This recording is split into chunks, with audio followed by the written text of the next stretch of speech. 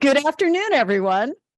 I'm Sarah Blair. It is my pleasure to be here with you in person. I think I'm still allowed to say that in the room. I am here in my role as the Vice Provost for Faculty and Academic Affairs and the very proud supporter of CEWU+ in the Provost's office. It is such a great pleasure to be with you all today and to welcome you on behalf of CEWU+ and the Academic Women's Caucus to the Sarah Goddard Power and Rhetaugh Dumas Award Ceremony.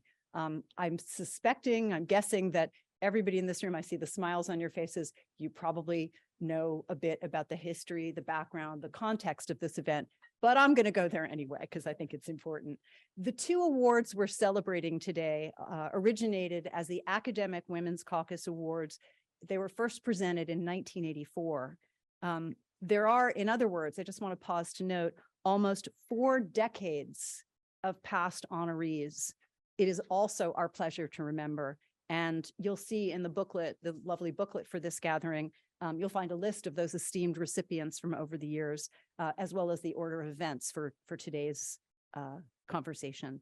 So let me speak briefly to the history we continue recognizing and making as we gather here today. The Academic Women's Caucus was founded in 1975 with the charge, and I quote, to develop an inclusive organization of all women faculty members of the Ann Arbor, Dearborn, and Flint campuses of the University of Michigan, to serve as a forum for the exchange of information about the status of faculty women at the university, and as a focus for action necessary to the investigation and resolution of their special concerns. In a moment, Manali Benor, a longtime member of the Academic Women's Caucus, will share more about this really important work. In 1988, the Academic Women's Caucus Awards were renamed the Sarah Goddard Power Awards to honor individual faculty and administrators who work with exceptional commitment for the advancement of women in the university community. In addition, a unit-level award was named after Rhetaugh G. Dumas, the first Black woman who held the role of dean at the University of Michigan in the nursing school, as Provost Lori McCauley pointed out in a meeting I just attended earlier today, in 2009, to honor schools and colleges working toward racial and gender diversity and equity across faculty ladders and tracks. Today's awards celebrate the legacies of these two remarkable women who have had a remarkable impact both at the University of Michigan and nationally, well beyond. Their paths and accomplishments were distinct, but both exemplified extraordinary perseverance, dedication, and community building skills that guided them as they forged paths for those who have not always felt included or welcome to follow. Along the way, both worked tirelessly to ensure that the skills, talents, and insights of women and underrepresented individuals and communities would be included and recognized. They both worked in a variety of ways toward long-term and sustainable change, in many ways, by revising and creating policies, developing much-needed programs and services, and strategically influencing other leaders to recognize that in order for our university and our nation to fulfill their promise, we need the voices of all to be heard. And that is, of course, deeply ongoing work today, and the value of their example continues to be very near to us. This afternoon, it's our pleasure to celebrate those who carry forward that shared vision and who make remarkable contributions to advance inclusion and equity. It's my pleasure to welcome you, and I very much look forward to the celebration that is about to ensue. Welcome.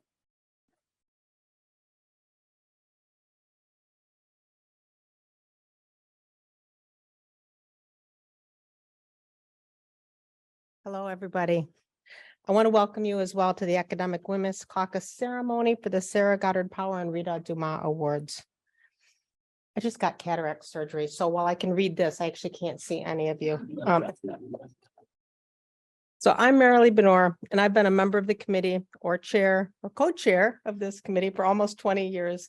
And I wish I could let you understand how empowering this ceremony and these awards are to me. Seeing these strong, passionate individuals witness a need, and they strive to make a necessary transformation. They change lives, they change processes, they make a difference. And of course, the Academic Women's Caucus has a history that's longer than this award ceremony. And the Academic Women's Caucus was born of need and with passion and firm goals by the women that chose to work as a group across all 3 campuses to ensure what we now refer to as diversity, equity, inclusion for all. The actual group is no longer active quite the same way, but the legacy of the awards has endured. Right. And as you just heard, they were originally named for the Academic Women's Caucus and now honor Sarah Goddard Power and Rhetaugh Dumas. So you can read about the history in the booklet and the changes over the years. And I strongly ask that you consider what has changed and what has not changed to ensure equity and fairness on our campuses. And you'll understand why we still need these awards and why the champions of the past and the champions that we'll hear about today continue to do the work that's absolutely necessary. And I'd like to share a particular story. Now I have to look out here again. And where did Ann go? Anyways, okay. So I'm going to talk to you about Ann Larimore, who is here with us. Maybe she stepped into the hall, whom I first met, 20 years ago. Ann was one of the Academic Women's Caucus leaders for many years. She was inspiring to me. She would invite me over to her house and we would have tea. And there was an interview done by Elizabeth Duell, another member, in 1999. So I'm just going to tell you a little bit about her story and you can see what resonates with you. Ann was hired as a member of the geography faculty. She was the first woman elected to the executive board of the Rackham Graduate School. And then later, when the Women's Studies Department was created, she held a joint appointment there. Okay. Ann shared in that interview over 20 years ago a few of the challenges that she encountered and what the Academic Women's Caucus did to create change. She states that when the caucus was formed, they made a choice. They wanted to work on big general issues, not take on specific causes, but look at the big causes and the problems. So at the time, I'll let you think about these things. They were concerned about working conditions, employment status, salaries, and the roles of women.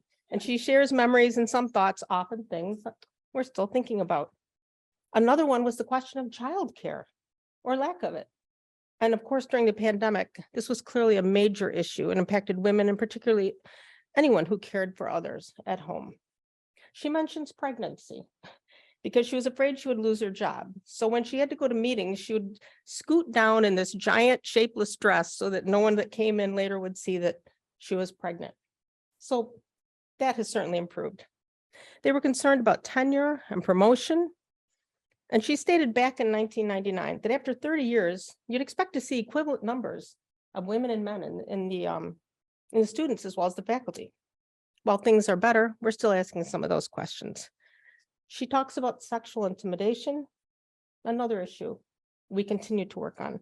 So I'm sharing what Ann said back then because it indicates that we have come a long way. We've certainly made a lot of big changes. And you're going to hear about some of those efforts by some of our awardees today. All right, I would now like to introduce, I forgot my whole agenda here, Barbara. I think Barbara's coming up to talk to us about her friend and colleague, Sarah Goddard Power.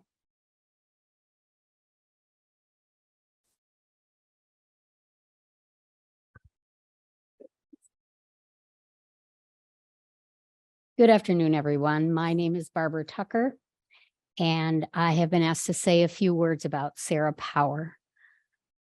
I would like to acknowledge and thank CEW Director Tiffany Mara for her wisdom in including a bit of background and perspective about Sarah in this ceremony to familiarize and perhaps to inspire you in your life and work.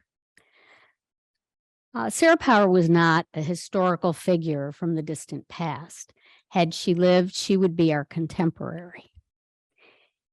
And it is my hope to bring her back to life just a little today. I was fortunate to know Sarah Power as her assistant for more than 11 years in a little office above the Michigan Theater Building in her official capacities as a regent, a member of the university's governing board, as a United Nations official with UNESCO, where she led a 100-member advisory panel of experts that gave, input and guidance to UNESCO's central body, and as Deputy Assistant Secretary of State in the Carter administration. As a nice working class Italian girl from Detroit, I found it most striking and inspiring that Sarah Power, as a person of means and influence, an insider who could have simply coasted through life, chose to take on a mission to do what was in her power to better life for women and the disadvantaged. She did it by bringing people along with collegiality and diplomacy. I would often see her tire and have to knock off for the day, partly because sexism and other forms of discrimination were more bald in those days. I recall that when Sarah suggested to a prominent university leader who will remain unnamed that he consider filling a board vacancy with a woman. And Sarah was at that time the only woman on that board. And he responded, "We already have a woman." As if the only value in having a woman on the board was to check some tiresome obligatory box. If you spoke with Sarah at a gathering or on the street, she would pull out of her mental file box the details of your last exchange, something you were working on or struggling with or an accomplishment, and inquire about it, always with the ear to advocating on your behalf or connecting you with someone who could be helpful. Interacting with Sarah Power always made your day. Some of my favorite examples of Sarah Power's commitment, determination, and skill came when she took on the mighty U of M athletic department. For perspective, Congress passed Title IX in 1971. The U of M women's athletic department didn't come into the NCAAs till 1981. Sarah took them on without ever uttering a single cross or adversarial word. As an example, she once requested a tour of the women's athletic facilities. Well, the athletic department was really caught, but of course they had to agree. And she asked me along. The facilities were abysmal. I remember, for example, the assistant athletic director who took us on this tour, opening a door under the baseball bleachers to a dark, cramped room, which were the women athletes' weight training room. Sarah didn't have to say anything. Both sides could see they were in flagrant noncompliance, and both sides knew she had it in her back pocket in case she needed it. Or an exchange with Don Canham. This was one of my favorite stories. U of M's legendary, formidable, untouchable athletic director at a regents meeting when she pointed out to him that any female athlete would be just as thrilled to get a recruiting visit from him as any male athlete was. So in that one comment, she flattered him, she schooled him, and she gave him a track to run on. Someone recently said that everybody should have a Sarah Power in their life or be one for others, as today's award winners have done so admirably. I'll end with a quote from Mary Oliver that I love. So tell me, what is it you plan to do with your one wild and precious life? Thank you.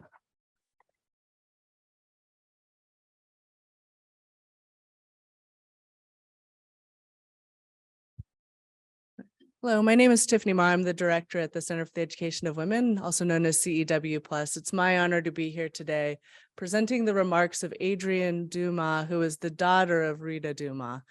She every year writes unique remarks to be presented at the ceremony because she's unable to join us. And she's always completely thrilled to read the bios of the Sarah Goddard Power Award winners, as well as the amazing, remarkable accomplishments of the Rhetaugh Dumas Award winners. And so it's my honor to read to you her remarks. Congratulations, Tabby and Katrina, completely deserved. You guys have done so much to change campus culture. Oh, thank you for that.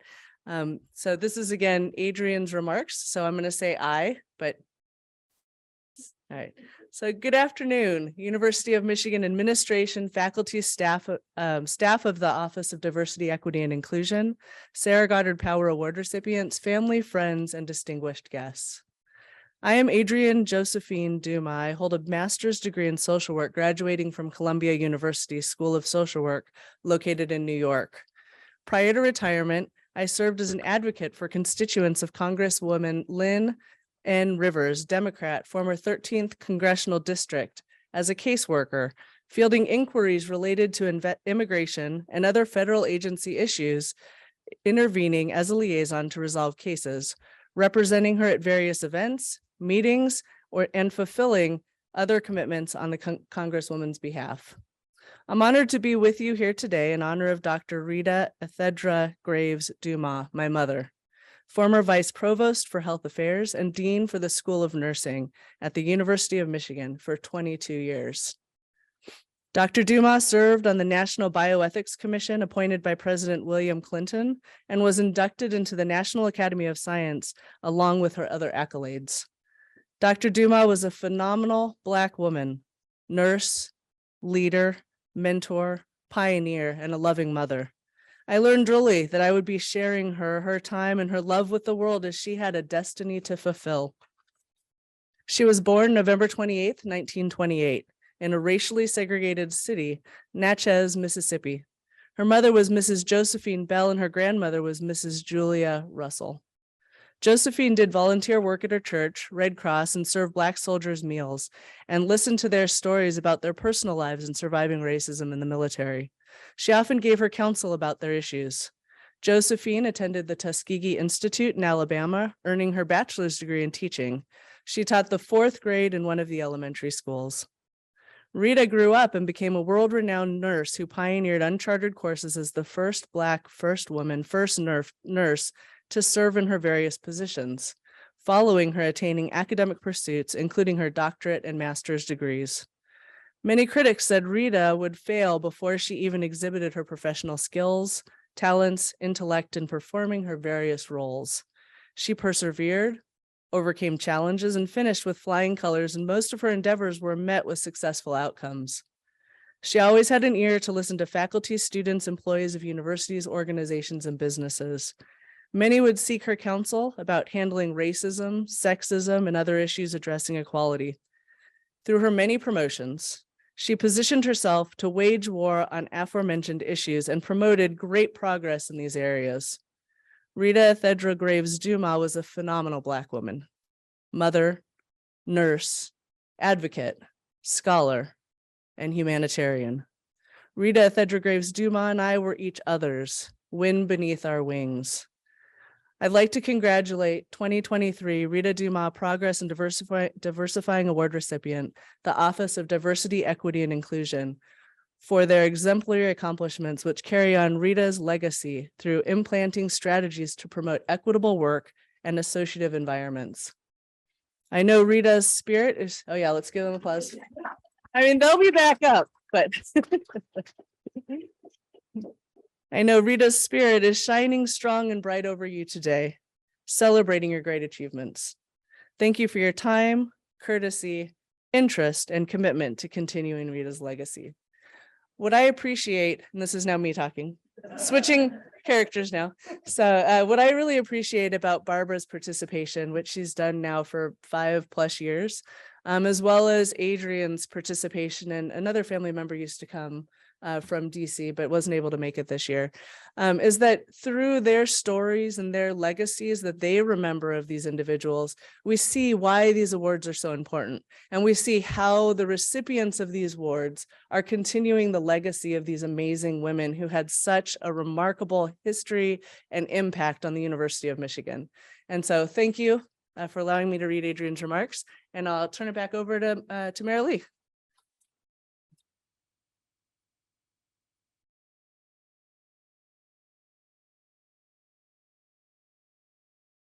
So we are now into the part of this ceremony where we give the presentation of the Sarah Goddard Power Awards. And the way we do this is that I will call the recipient by name. You will come up, we'll give you a beautiful plaque that you might have to pry out of my hands to take home with you. And then you stand here with me while I read about how amazing you are, which is somewhat uncomfortable. And it's exactly what it says in the booklet, but we want people to look at you and recognize everything that you have done. Okay. So our first awardee is Regina Balkan.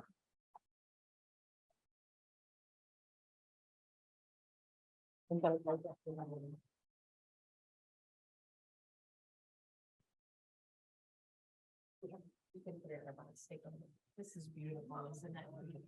Show her, that's why.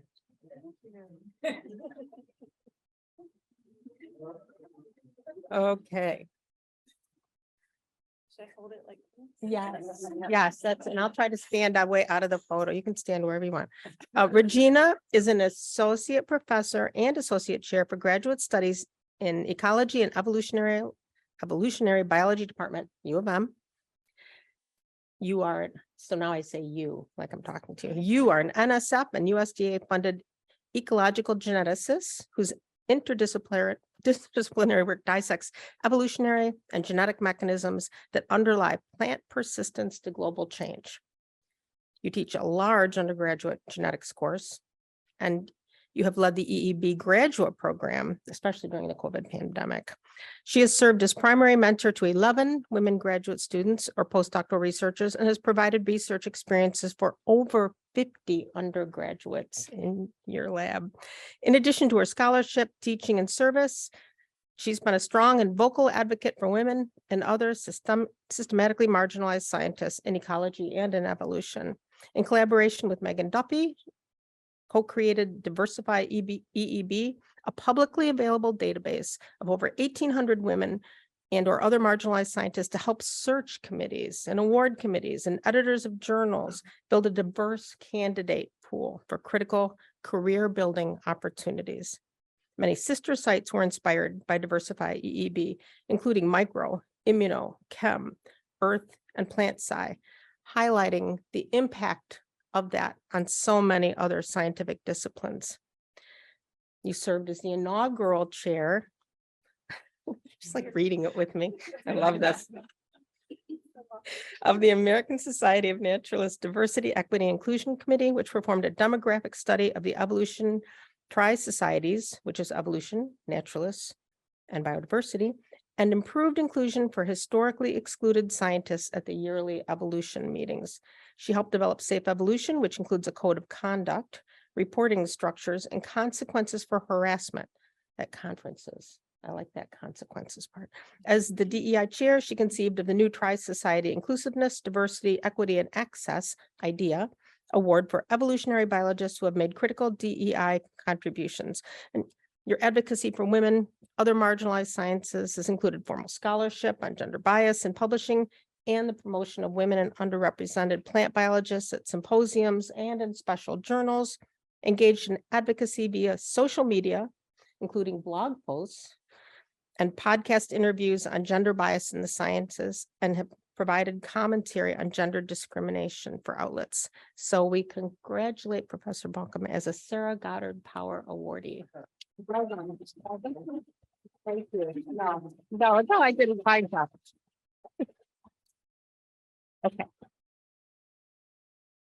Okay. I have so many staples on this. Our next awardee is Jessica Tischler.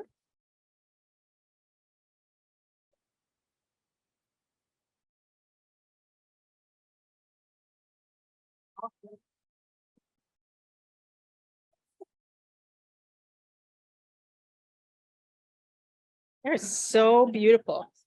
And the Tile Works is right here in Ann Arbor, a woman-owned Tile Works. You might know that. Okay. Jessica is an associate professor of chemistry and biochemistry in the Department of Natural Sciences at U of M Flint.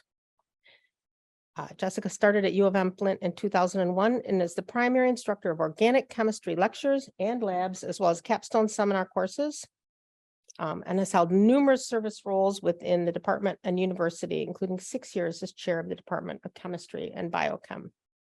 In 2002, reinstated the Chemistry Club as a student affiliate of the American Chemical Society, which is a huge organization. And since then, the club has been continuously recognized by ACS with a chapter award and received their top outstanding chapter award 10 times.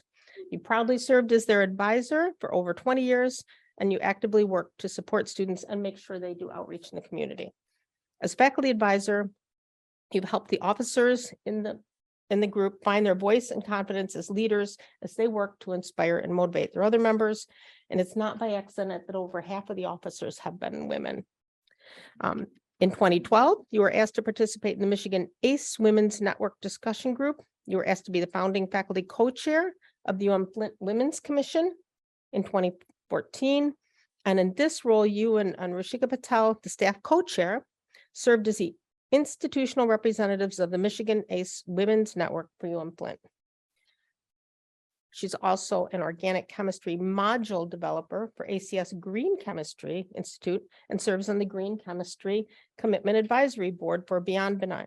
Therefore, one of her goals is to help spread a greater understanding of science and green chemistry while inspiring others to find their passion for it. She regularly volunteers at science outreach events on campus and in the community so that all kids see women and a diverse group of the Flint students represented as scientists. Dr. Tischler highly encourages the Chem Club members to participate through what they call their demo squad. She serves as the liaison for the Flint subsection to the Detroit Executive Board of ACS, and you collaborated in an initiative to create the Skills Beyond the Bench discussion panel and networking, which brought together the Detroit and Midland ACS sections of the Women's Chemists Committee. Continue to host Skills Beyond the Bench, and you're planning the 6th annual luncheon soon. So we congratulate you for your wonderful work on being a Sarah Goddard Power Award.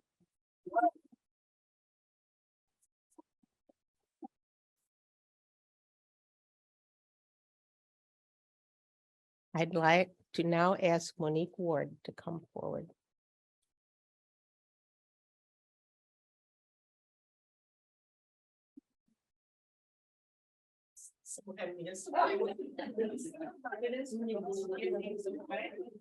It's beautiful.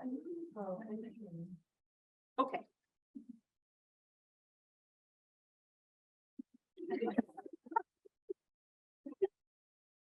So, Vanna White or something. yeah, so, yeah, wait, you gotta go like this a little bit, yeah, yeah.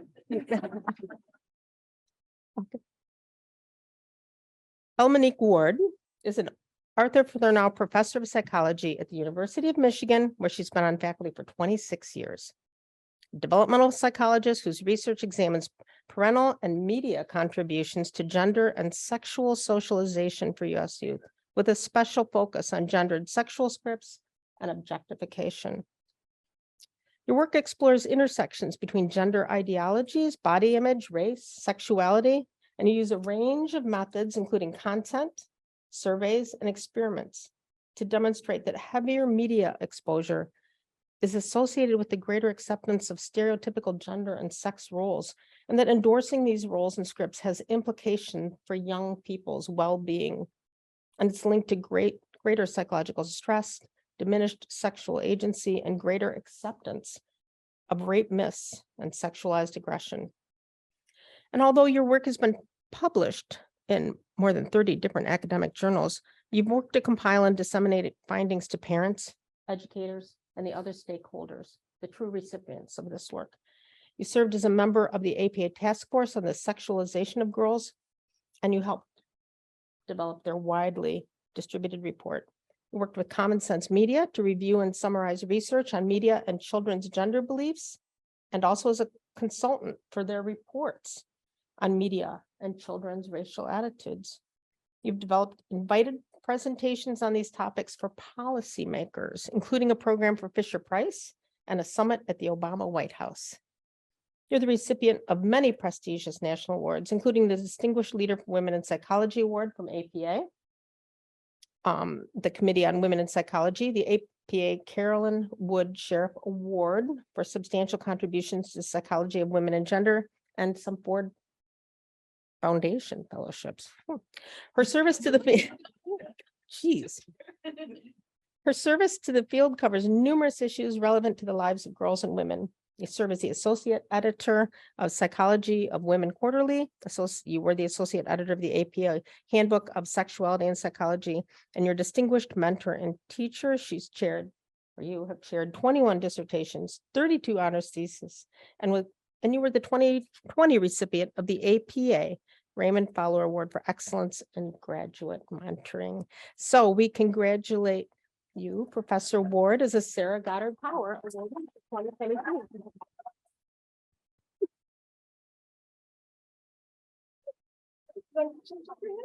What were you going to give that to me? Oh, no. Give it to you. Okay. It's beautiful. You have one for me too, right? All right, I would now like to ask Jenna Weens to come up. I'm gonna go see how.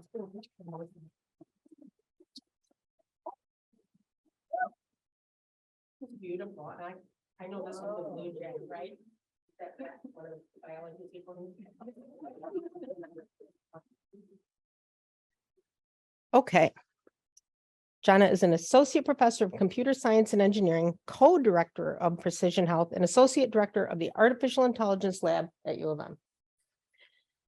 You joined the faculty in 2014 after getting your PhD at MIT within the Computer Science and Artificial Intelligence Lab.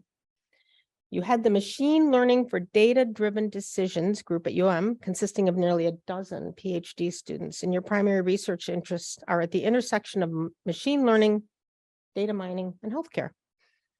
You are a pioneer in leveraging machine learning and health data for predicting adverse outcomes or events such as infections, and based on the collaborations with dozens of clinicians and several hospital systems, has identified key characteristics the safe and meaningful adoption of ML, machine learning, in healthcare. This has led to new methodological contributions impacting the field of ML and new solutions impacting healthcare. And as a result, you've published in a lot of journals, ML and AI, there's a whole lot of letters, ICML, Neuro IPS, AAAI, and okay. Your work in machine learning provides theoretical and practical foundations for actionable, robust, intelligent models. In healthcare, there's really a huge potential for models to learn not to just replicate, but amplify the biases in clinical care, which could in turn harm women and others from other marginalized groups. And with respect to learning robust models, she's focused on developing novel approaches for mitigating the bias in the models that are developed. Your work in infectious disease has led to the development of accurate models for identifying patterns and at risk of acquiring infections during hospital stays. And that's the time in which patients are at the greatest risk of complications or deterioration. These models are currently integrated into clinical workflows at Michigan Med and are being used to guide clinical care and target interventions. Beyond her research, she's also worked to include more women and people from underrepresented groups to pursue undergraduate and graduate studies in computer science. She helped develop Explore Graduate Studies in CSC at UM, a program that helps undergrad students navigate the process of applying to graduate programs in computer science. In addition, you've worked with a number of programs that aim to broaden participation in computer science, including CS Kickstart, an annual week-long introduction to computer science for Michigan first-year students who are new to the field, the Big Data Summer Institute, in which over 50% of the undergraduate trainees have been women, and then a whole bunch more letters, A1 for A2 and A1 for good. That's artificial intelligence, right? Okay, so we congratulate you as a Sarah Goddard Power Awardee for 2023.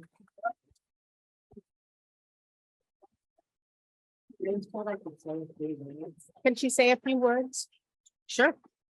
I'll get out of your way. I was told I could say a few words, so I prepared a few words. So I'm so honored to receive this award and so grateful to be here at U of M, where I'm surrounded by so many amazing mentors, including several past recipients of the award like Brahma Mukherjee, Valeria Bertacco, and Rhetaugh Mihalsha. These women, in addition to past recipients like Janice Jenkins, the first female faculty member hired in computer science at U of M, and Martha Pollack, the first female chair of computer science at U of M, have worked to pave the way for others, including myself. Today, less than a quarter of PhDs in computer science go to women. This is concerning given the growing impact that computer science, in particular AI, has and will continue to have on our lives. It's especially concerning given the potential for harm that biases that are exacerbated by these techniques could have on women and marginalized groups. It's these concerns that have inspired some of our research in AI and healthcare and much of the outreach work that I've done. And I'm excited about the impact these efforts are starting to have. When I joined the AI lab within computer science, there were only 2 other women, Rhetaugh and Emily. But now women represent nearly 50% of the 27 core faculty within AI. Finally, a big thank you to my family. As the mother of 2 children under the age of 3, I'm especially grateful for my supportive husband, who has at times taken on more than his fair share. I'm also grateful for the wonderful female role models in my family. My grandmother, who passed away shortly after I started here at Michigan, always encouraged me to do more and to do it faster. In grad school, she would say, you know, Jenna, if I had as much schooling as you had, I'd be running the world by now. Well, we're not there. I feel very privileged to have the leadership roles that I do have at U of M and a deep sense of responsibility to continue working towards the betterment of women in research, academia, and society as a whole. Thank you.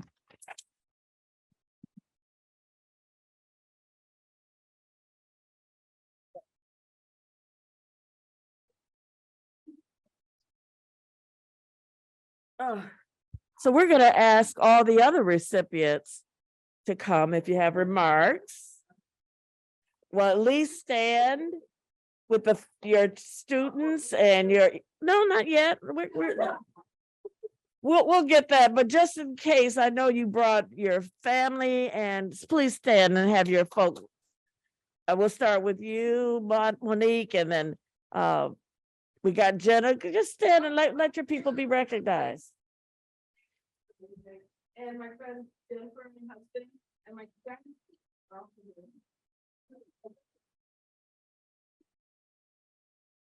Regina, you want to? Yes.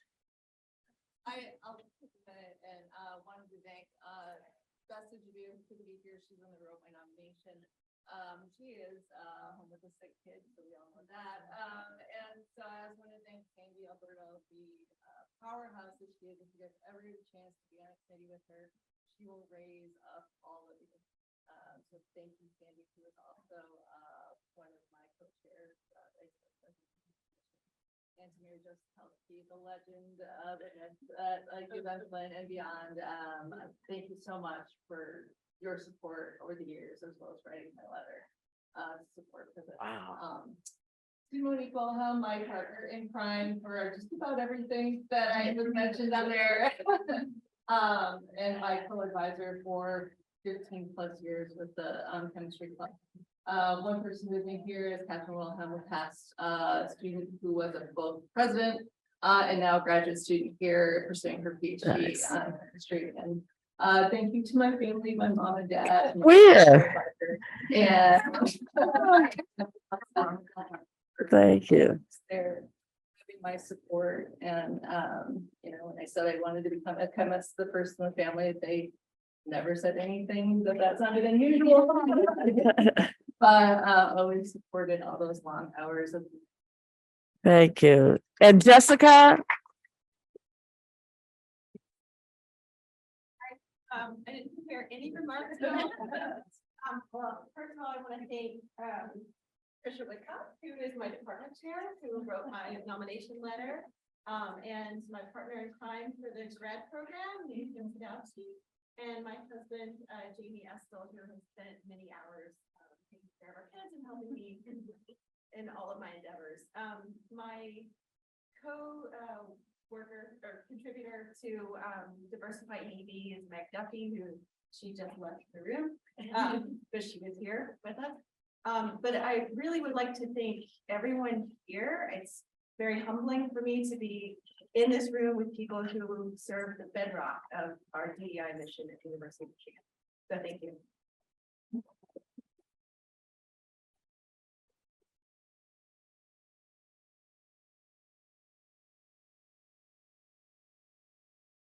Hi again.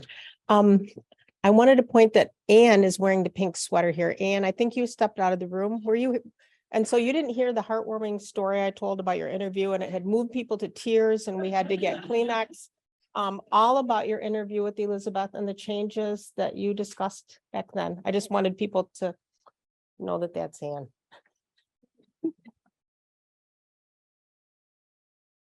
What happened?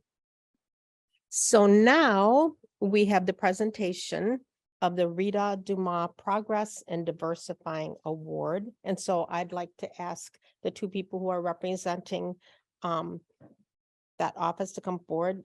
Dr. Tabby Shabut, gotta quit doing this, don't I? And Katrina Wade Golden.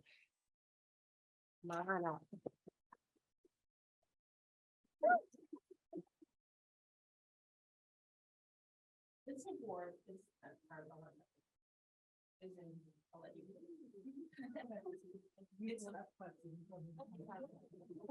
It's a beautiful kind of spire that can go in the office that people can see and represents your commitments. Okay, so no.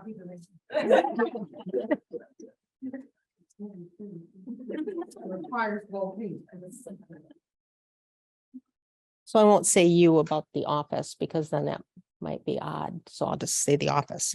The Office of Diversity, Equity, Inclusion leads and supports university-wide initiatives focused on the recruitment of a diverse faculty, staff, and student body while fostering an inclusive and equitable community at the University of Michigan.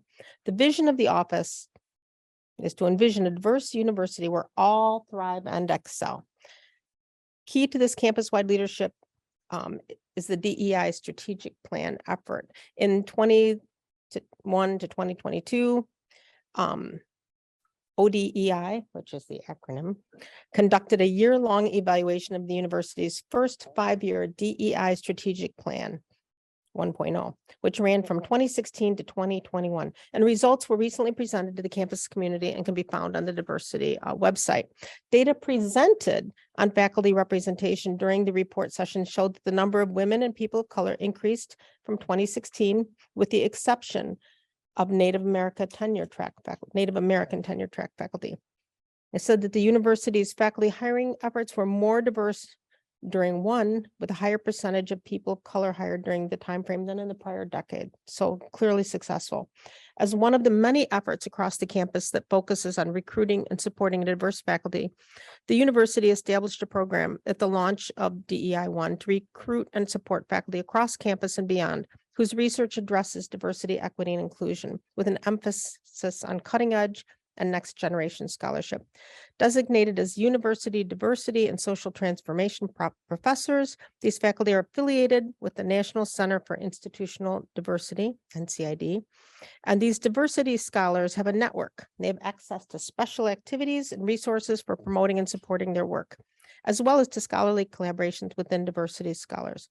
For the first 5 years of their appointment, these diversity and social transformation professors received annual $20,000 research stipends, and the inaugural cohort included 9 faculty members from all disciplinary areas, arts and humanities, natural sciences, social sciences.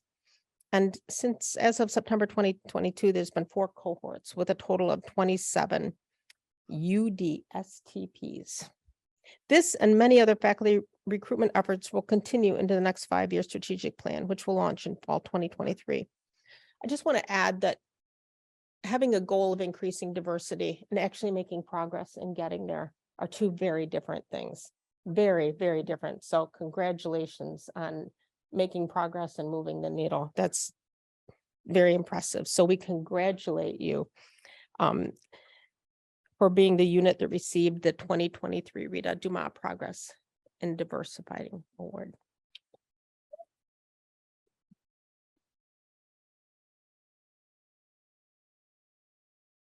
You want to say? I will do my couple of words. Just say, having stepped into this role this past fall, I just want to give credit and acknowledgement to my predecessor who, along with my colleague, Dr. Wade Golden, were the architects of our DEI 1.0 plan in both vision and execution. So Rob Sellers, my predecessor, along with Katrina, as well as their predecessors, Dr. Lester Montz and Dr. Charles Moody, who provided the foundations for the development of this office that we affectionately call O-Day, so that you don't have to say as many syllables. As well, would also just like to thank our team, along with Dr. Wade Golden, Tyne Lucas, Michaela Dennis, John Rodriguez, our terrific students who are working with us, Dom and Chanel. It takes a collaboration to make this happen. Our DEI leads community, who represent all of our units on campus. And I just want to, and then sort of quickly to Katrina, that in thinking about this award and the legacy of Dr. Dumas, I was reflecting on the fact that in just about every role that I've been in, certainly almost all at Michigan, and I've been in a number of them, that I've been either the first woman or the first Black woman. And consistent with the spirit of her legacy, my goal has always been to make sure that I'm not the only or the last, and to extend that to all of the members of marginalized communities on our campus. So just really appreciate the legacy of our award namesake.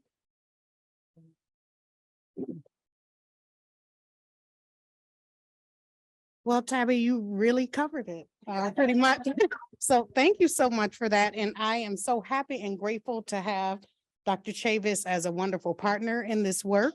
And I would just take the space and the opportunity just to lift up all the wonderful individuals across campus, the faculty, the staff, the students who are taking up this work. And we are so grateful to be able to support this work all across campus, but the work is really happening within the units, the schools, colleges, and the units. And so we're really grateful for the partnership of so many of you, including the awardees in this room, and are really grateful to be a part of this really impressive roster of past recipients and the individuals who received these acknowledgements today. And so thank you very much. We're looking very forward to our work forward, because if we are to be successful, as we often say, it is going to require the will and the work of all of us. It can be done. We have shown that it can be done, but we must be relentless in our efforts and keep the motion and momentum going to achieve those broader goals. Thank you.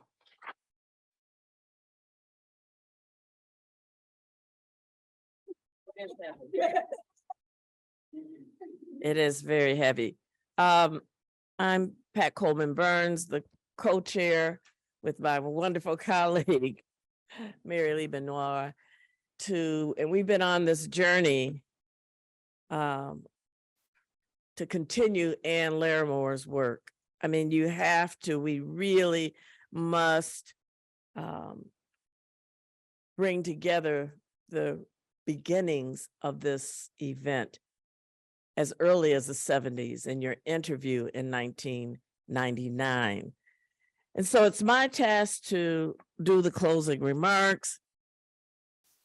And just in case folk might look around and say, well, why don't you all find a bigger room? Why are you always, look at us, we're so tight. So actually, it is both the occasion, literally and physically, why we are here in this space. So in case you are new to the campus, this building originally was for women, and women were not allowed in the Michigan Union when they were built. So we continue to remind ourselves both of how far we've come and how much farther we need to go. Thank you. You know, and it's for Ann to be at the beginning of much of this work. My thought is that Sarah and Rhetaugh would love to see where we have come thus far.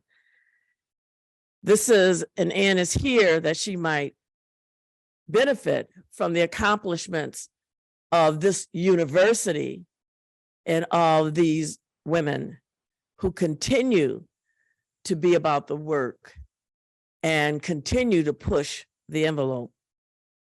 You know, how long does change take? How long does it take to get where we want to go? James Baldwin said, not everything that is faced can be changed, but nothing can be changed until it is faced. Harriet Tubman put it this way: every great dream begins with a dreamer. Always remember, you have within you the strength, the patience, and the passion to reach for the stars to change the world. I think about it, looking at where we've come, and someone once said to us, why are you all still doing this? Why are you still honoring women? And we were like, because we're not there yet. We're not quite there. Anne reminded us back in 1999 that women of color also had an extra heavy lift to do.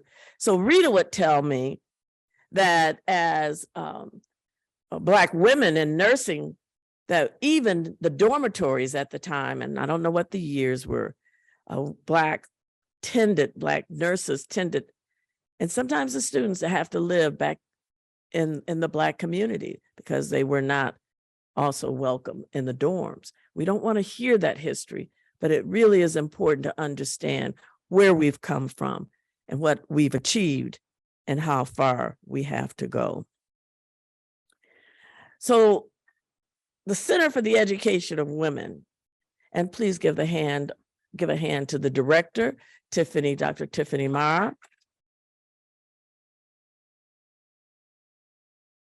and her staff, Heidi, Sarah Prince, Jamie Back, who have made sure that we continue to honor and recognize our faculty.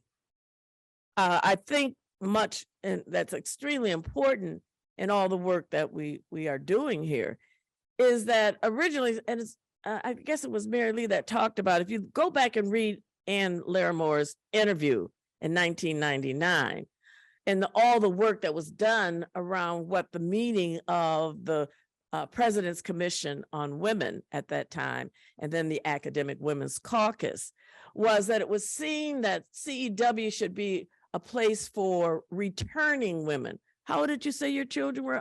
How old are they? 3 and under? Mm-hmm. The idea was that we came back after we had been married and had babies, and you women have challenged all of that. You've done it, and I like to say, dancing backwards and in high heels. You've been able to do it, and we need to continue to honor and to support the work of our faculty. And to have a unit by the university, many people don't understand the significance of a university having a unit devoted to diversity, equity, and inclusion, and the significance that it has placed across the nation, and how we need to continue to look at the work in the intersection. And I'll sit down in 1 minute. I think I got everybody. The intersection, I always say, my challenge is when we say, and it was in the interview, women and minorities, or women and people of color. My challenge is, who am I? Am I a woman or am I a person of color? How do you count me? Where am I in those numbers? And until we understand the intersection of race and gender and the historic role that we as a country are facing right now, that the work is yet to be done and we have a long way to go. So Rhetaugh would say that to me. And oh, by the way, Rhetaugh hired me in 1991, and I had the pleasure of working under her. And so we want to thank you for squeezing in together so that we could honor that history of who we are, understanding the accomplishments of these scholars. And you have many awards already, but this one says we see you, we honor you, we respect you, and thank you for all of the students and colleagues that you have supported. As was said, maybe in many places, as Tabia said, maybe in many places like Rhetaugh, they were the first woman or the first Black woman, but they're not going to be the last. Thank you very much.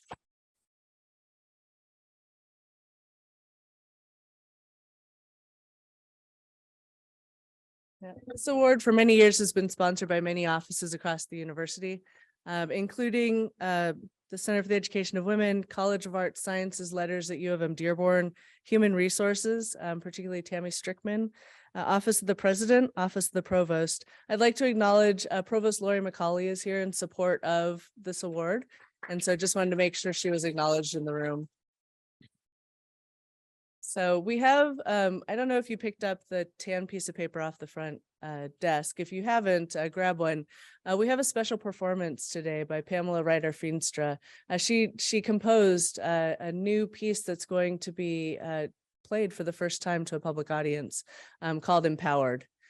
She is an amazing advocate for social justice and agency through her work with, remind me what the name of the Healing Bells, through her organization Healing Bells. It's really quite a treat. I got a tour of the Carillons last week, and her work is just remarkable, and it tells an amazing story about Sarah Goddard Power through her Carillon performance. That'll begin after we enjoy some food and have a chance to talk to all the award recipients. Please mingle, interact,